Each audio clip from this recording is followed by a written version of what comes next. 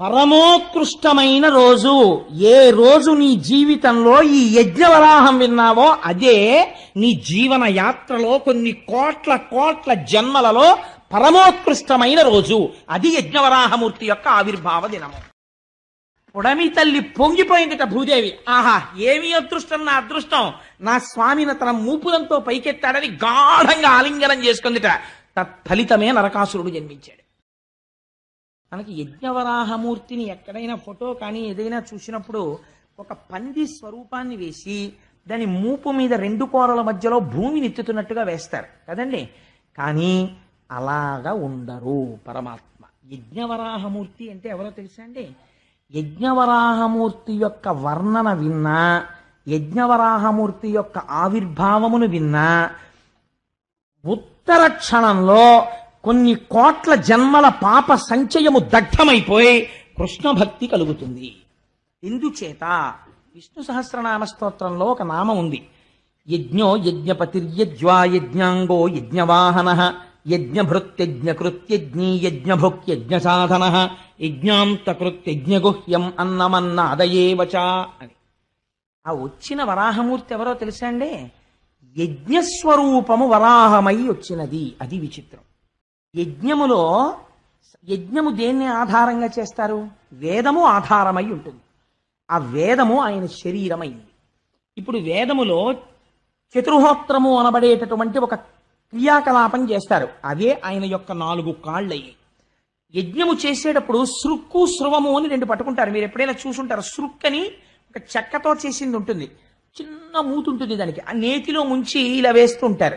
ఆ సృక్కు స్రవం అని ఉంటుంది. పూర్ణాహుతి చేసేటప్పుడు ఆ స్రవం మీద పెట్టి సృక్కుతో పట్టుకుని వదిలిపెట్టేస్తారు మూటని. ఆ సృక్కు స్రవము ఈ 2 కూడా స్వామివారి యొక్క 2 దంష్ట్రలయ్యి. అందులో యజ్ఞం చేసేటప్పుడు బ్రహ్మస్థానమునందు పెట్టేటటువంటి పాత్ర ఆయన యొక్క నాసిక అయింది. అలాగే సోమరసాన్ని తీసుకొచ్చి పాత్రలో పెట్టేటటువంటి స్థానము ఆయన యొక్క చెవి రంధ్రమైంది, కర్ణరంధ్రమైంది. హవిస్సుని వేయడం కోసం అని చెప్పి ఆ హవిస్సు పెట్టేటటువంటి పాత్ర ఉంటుంది. అంటే చెరువు అంటారు. ఓ పిండి ముద్ద లాంటిది ఒకటి వండుతారు. పూర్తిగా వాడకూడదు, యజ్ఞంలో కొంత ఉంచాలి, ఇంకా ఆ పాత్రలో మిగలాలి. ఆ చెరువు వండుతారు, పిండి ముద్ద లాంటిది. ఆ పిండి ముద్ద లాంటి దాన్ని ఉంచేటటువంటి పాత్ర ఉంటుంది, దాన్ని ఇడ అని పిలుస్తారు. ఆ ఇడ యజ్ఞవరాహము యొక్క ఉదర భాగమైనది. ఆయనకి ఆ యజ్ఞములో వాడేటటువంటి కొన్ని మంత్రములు ఆయన కంఠసీమగా మారినవి. యజ్ఞము చేసేటప్పుడు పైకి వచ్చేటటువంటి అగ్నిహోత్రము స్వాహాకారంతో అగ్నిహోత్రంలో వేస్తుంటే ఆ అగ్నిహోత్రము ద్వారా దేవతలు పుచ్చుకుంటుంటారు. ఆ అగ్నిహోత్రమే ఆయన నోటి నమలుడుగా మారినది. ఇలా నవ్వులుతున్నాడు ఆయన. ఇలాంటి స్వరూపంతో యజ్ఞము యొక్క స్వరూపము వరాహ స్వరూపమును పొందినది. వరాహం అంటే ఏమిటో తెలుసా అండి? పరమోత్కృష్టమైన రోజు. ఏ రోజు నీ జీవితంలో ఈ యజ్ఞవరాహం విన్నావో అదే నీ జీవన యాత్రలో కొన్ని కోట్ల కోట్ల జన్మలలో పరమోత్కృష్టమైన రోజు. అది యజ్ఞవరాహమూర్తి యొక్క ఆవిర్భావ దినము. కాబట్టి ఇటువంటి స్వరూపంతో ఆయన దర్శనమిచ్చాడు. దర్శనమిచ్చి పెద్ద హుంకారం చేశాడు. ఆ హుంకారం విని ఋషులు ఒక్కసారి ఆశ్చర్యపోయారు. ఎక్కడిది ఈ హుంకారం అనుకున్నారు. స్వామి వంక చూశారు. గుర్ర్ గుర్ర్ గుర్ర్ అని శబ్దం చేస్తున్నాడు. అలాగే వర్ణించారు వ్యాసుల వారు. పెద్ద శబ్దం చేస్తూ అడుగులు తీసి అడుగులు వేస్తూ నడుస్తోంది ఆ యజ్ఞవరాహం. ఇప్పుడు ఆయన్ని స్తోత్రం చెయ్యాలి. ఎక్కడి నుంచి స్తోత్రం చేస్తారు? అందుకని ఋగ్వేదంలోంచి, యజుర్వేదంలోంచి, సామవేదంలోంచి ఋషులందరూ నిలబడి సూక్తములను వల్లిస్తున్నారు. వల్లిస్తూ ఆ యజ్ఞవరాహానికి నమస్కారం చేస్తున్నారు. ఆ యజ్ఞవరాహం అడుగులు తీసి అడుగులు వేస్తూ సముద్రంలోకి ప్రవేశించి తన నాసికతోటి, తన ఆ మూపుతోటి కెలుకుతోంది. దేనికి? పృథివికి వాసన ఉంటుంది. అందుకని వాసన బట్టి పట్టుకుందాం భూమి ఎక్కడ పడిపోయిందోనని ఆ నీటిలో వెతుకుతోంది. వెతుకుతున్నప్పుడు ఆ మూపురానికి తగలటం లేదు. భూమి నీటితో నిండిపోతోంది ముఖమంతాను. ఒక్కసారి పైకెత్తి ఆ నెయ్యి, యజ్ఞంలో వాడే నెయ్యి ఆయన కన్ను, ఒక్కసారి ఆ కనురెప్పలు పైకెత్తి చిట్లించి ఇటు అటు గుర్రమంటూ మెడ విప్పుతోంది, మెడ విసురుతోంది. విసిరినప్పుడు ఆ జూల్లోంచి నీళ్లు లేచి పడుతున్నాయి. మహర్షులు, చతుర్ముఖ బ్రహ్మ అందరూ వెళ్ళి దాని కింద తలబెట్టారు ఆయన మించి పడినటువంటి నీటి కోసమని. ఈ కంటితో చూడరాని పరమాత్మ యజ్ఞవరాహంగా వచ్చారు. ఇవాళ ఆ నీటితో తడుస్తున్నారు. ఆయన వెతికి వెతికి వెతికి వెతికి భూమిని పట్టుకున్నారు. పట్టుకుని దాన్ని మూపు మీదకి ఎత్తుకుని ఆ రెండు దంష్టల మధ్యలో ఇరికించి దాన్ని పైకెత్తారు. పైకెత్తి ఇలా చూపించారు. చూపించేటప్పటికి ఋషులందరూ స్తోత్రం చేశారు. ఇప్పుడు మహానుభావుడు స్వయంభవ మనువు తన భార్యతో కలిసి స్తోత్రం చేశాడు.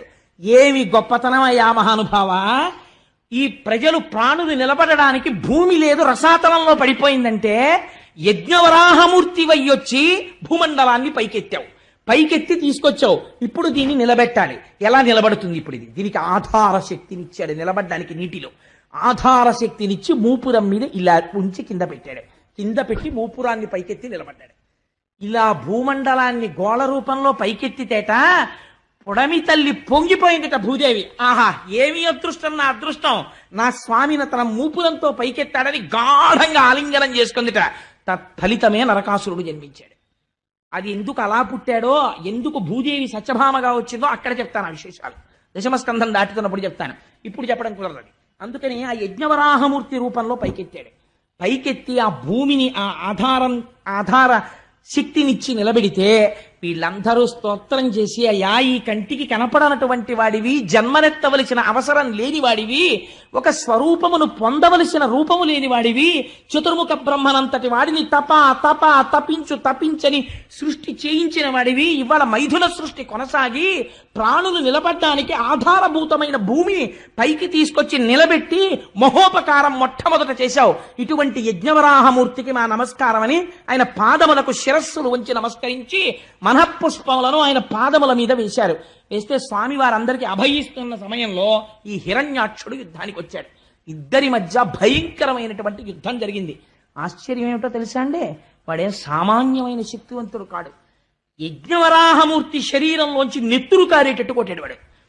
ఒక స్థితిలో ఎంత చిత్రం జరిగిందంటే, హిరణ్యాక్షుడు ప్రయోగించినటువంటి గదా ప్రహారమునకు స్వామి చేతిలో గద జారి కింద పడిపోయింది. పడిపోతే వాడన్నాడు, నేను కొట్టను, గద తీసుకో, గద లేని వాడిని కొట్టనన్నాడు.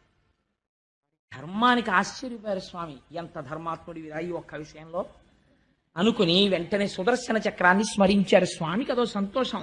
తన పార్షదులేగా జై విజయులు, వీడికి ఇంత శక్తి వచ్చిందో, అబ్బో బాగా చేస్తున్నాడు యుద్ధం అని చెప్పి తాతగారు చూడండి ఉట్టినే పిల్లాడితో ఇలా కుస్తీ పడతాడు, అలా కుస్తీ పడుతున్నాడు.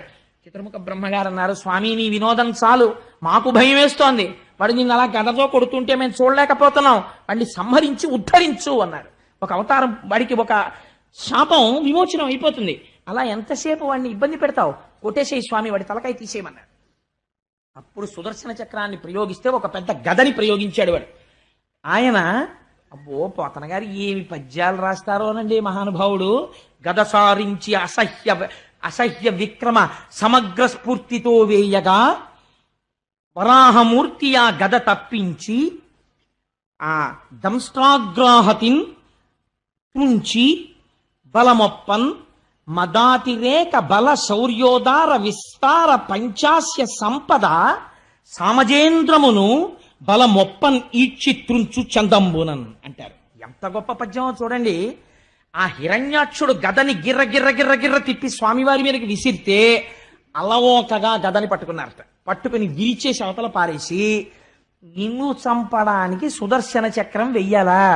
వాడు భయంకరమైన మాయ కల్పించి భూత ప్రేత పిశాచాల్ని ఎముకల్ని వర్షం కల్పించాడు. సుదర్శన చక్రంతో కొట్టేశాడు దాన్ని.